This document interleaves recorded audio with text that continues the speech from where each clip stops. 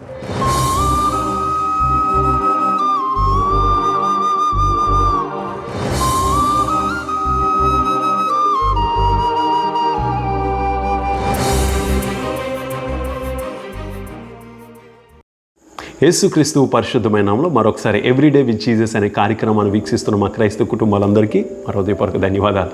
మరొక లేఖన భాగాన్ని మీ ముందు ఉంచడానికి ప్రభు మా హృదయాల్ని ప్రేరేపించిన దాన్ని బట్టి మీ ముందుకు రావడానికి మేము ఎంతగానో సంతోషిస్తున్నాం. దావీదు రాసిన కీర్తన 9వ అధ్యాయం 1వ వచనం, నా పూర్ణ హృదయంతో నేను యెహోవాను స్తుతించెదను, యెహోవా నీ అద్భుత కార్యములన్నింటినీ నేను వివరించెదను.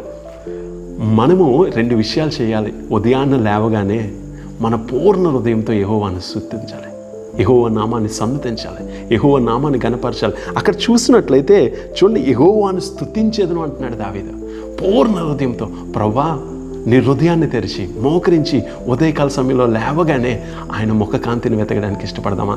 అందుకే దావీదు రాసిన కీర్తనలో అంటాడు, దేవా నా దేవుడివి వేకునే వెతికేదను, నీ బలము నీ ప్రభావం చూడాలని. ఈ ఉదయకాల సమయంలో ప్రభు నీతో 2 విషయాలు మాట్లాడుతున్నాడు ప్రియులారా.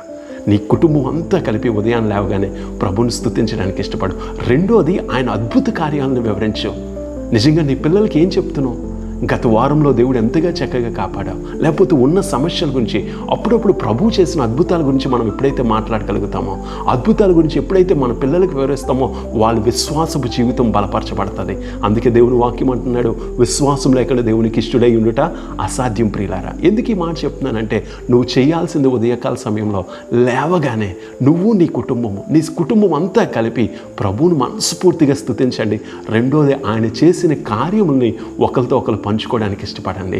దేవుడు తప్పనిసరిగా నిన్ను, నీ కుటుంబాన్ని, నీ కుటుంబ వ్యవస్థని, నీ పిల్లల యొక్క ఎడ్యుకేషన్ని సమస్తాన్ని ప్రభు దీవించి ఆశీర్వదించును గాక. God bless you. దేవుడు మనందరికీ తోడై ఉండును గాక.